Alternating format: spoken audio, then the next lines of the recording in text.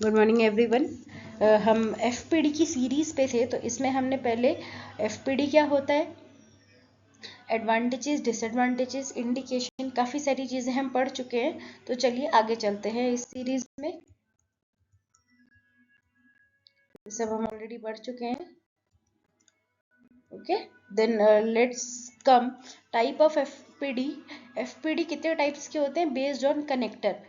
पिछले सीरीज के लेक्चर में हमने पढ़ा था कि कनेक्टर बेसिकली वो होता है जो हमारे पॉन्टिक को और रिटेनर को कनेक्ट करता है। अब कनेक्टर हमारा 3 टाइप्स का हो सकता है, ठीक है। तो या तो ये होता है फिक्स मतलब दोनों साइड हमारा फिक्स कनेक्टर है, उसमें मूवमेंट पॉसिबल नहीं है, ठीक है। पॉन्टिक और रिटेनर के बीच का कनेक्टर जो है वो एक साथ सोल्डरिंग होती है एज अ सिंगल पीस, मतलब उसको एक साथ ही ज्वाइन किया जाता है। सोल्डरिंग एक साथ होती है और वो एक साथ ही कास्टिंग होती है उसकी। कास्टिंग मतलब जैसे एफपीडी हमारे पास कास्टिंग यूनिट में पूरा जाके अपने पास एफपीडी आता है, एक प्रोसीजर है उसका कास्टिंग, हम बाद में डिस्कस करेंगे। अब है हमारा फिक्स मूवेबल, एक साइड फिक्स एक साइड मूवेबल, मतलब एक साइड कनेक्टर जो है वो फिक्स है, वहाँ कोई मूवमेंट नहीं होगी, और एक साइड मूवमेंट होगी।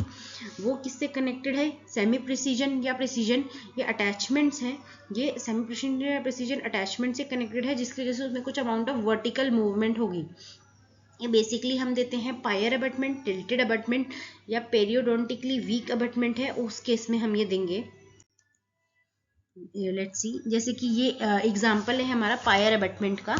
ये टूथ नंबर जो 15 है, ये पायर अबटमेंट है। बेसिकली इधर इसके इस साइड में बेसिकली रिजिड कनेक्टर है, हमारे रिजिड कनेक्टर है हमारे लेफ्ट साइड में, और की वे है राइट साइड में। की और की वे, की हमारा इधर होगा और की वे इस साइड में, ये दोनों कनेक्ट होंगे।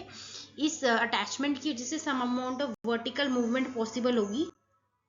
देन फिक्स रिमूवेबल, ये बेसिकली हमारे जेम्स एंड्रूज ने दिया था।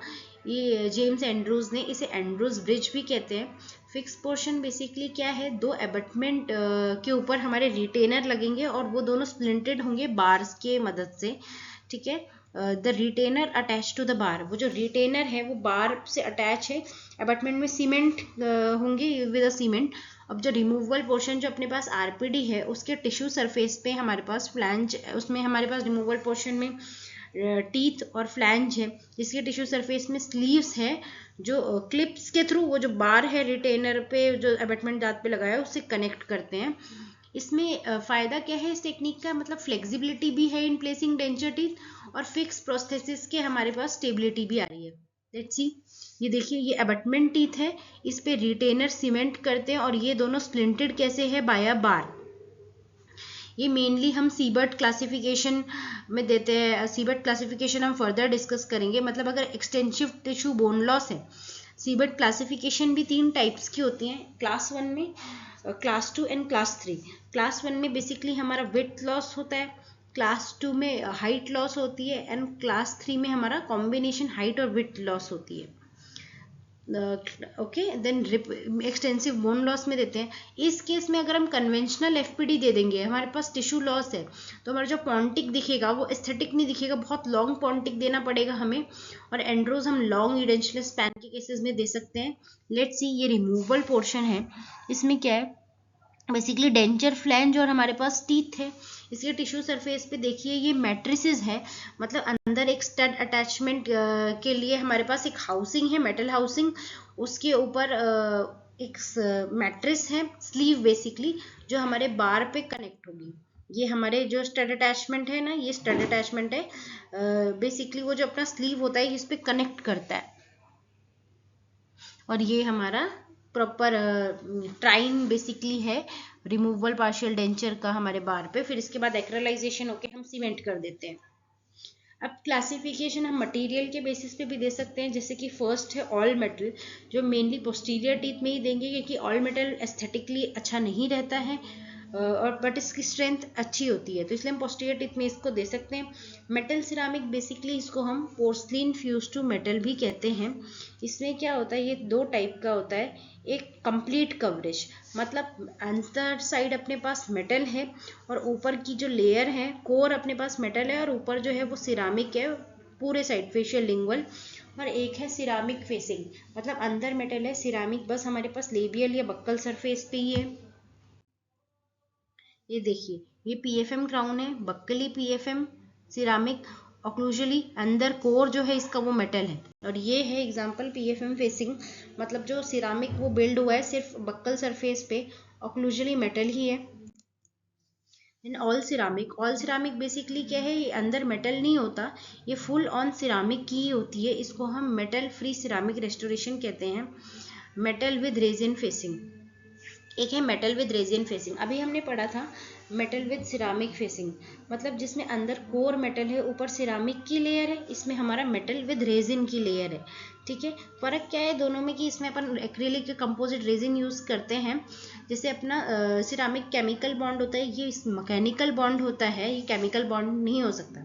कैसे, वायर लूप की मदद से या retention beads on the labial surface of the metal which is then cast.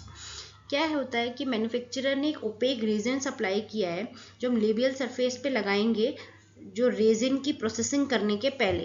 ठीक है, जो रेजिन हम मेटल पे लगा रहे हैं उसकी प्रोसेसिंग करने के पहले हम ओपेक लगाएंगे लेबियल सरफेस पे। अदर डिफरेंस क्या है सिरामिक फेसिंग से, कि विनियर्ड रेजिन जो है अपने पास, रेजिन फेसिंग वाला, ये एज को कवर नहीं करेगा, इंसाइजल एज को, जिंजाइवा से सपोर्ट नहीं लेगा, ये बस मेटल को कवर करेगा। और जो अपने पास सिरामिक विनियरिंग, सिरामिक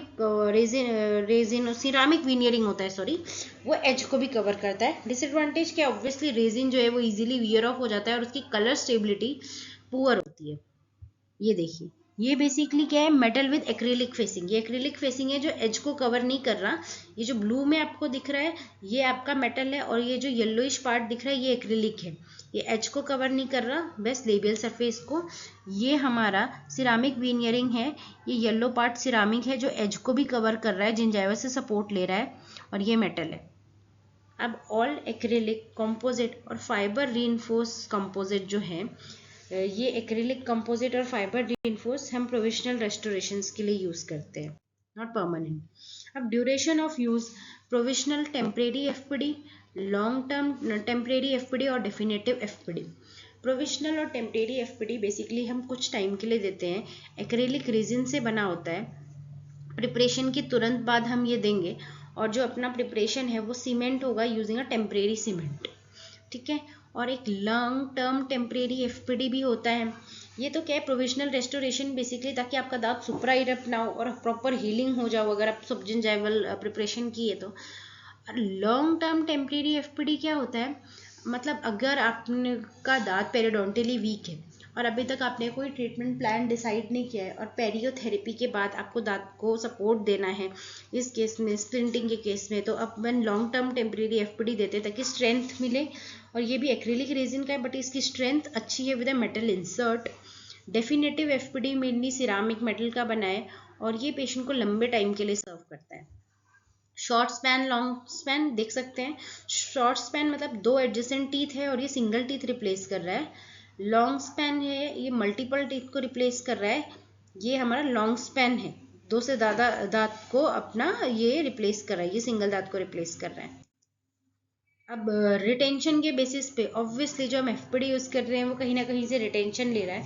मेनली जो हम क्लिनिकल केसेस में क्लिनिकली यूज़ करते हैं एफपीडी कन्वेंशनल, वो रिटेंशन लेता है फ्रिक्शनल से। फ्रिक्शनल रेजिस्टेंस मतलब जो हम दांत की प्रिपरेशन कर रहे हैं वो हमारी पैरेलल होनी चाहिए, तो वो पैरेलल वॉल से जो रिटेंशन मिल रही है वो है frictional resistance.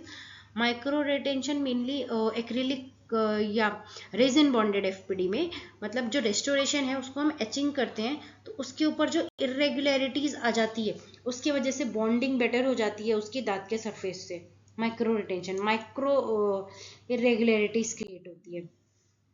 Then type of support, mainly जो हम कन्वेंशनल यूज़ करते हैं वो टूथ सपोर्टेड होती है, टिथ की प्रिपरेशन करके हम ब्रिज देते हैं।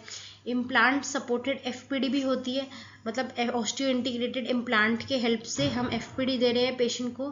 एंड कॉम्बिनेशन मतलब इम्प्लांट और टूथ दोनों हमें हेल्प कर रहे हैं एफपीडी प्लेस करने के लिए। दिस थिंग इम्प्लांट और टूथ दोनों की मदद से हम पेशेंट को एफपीडी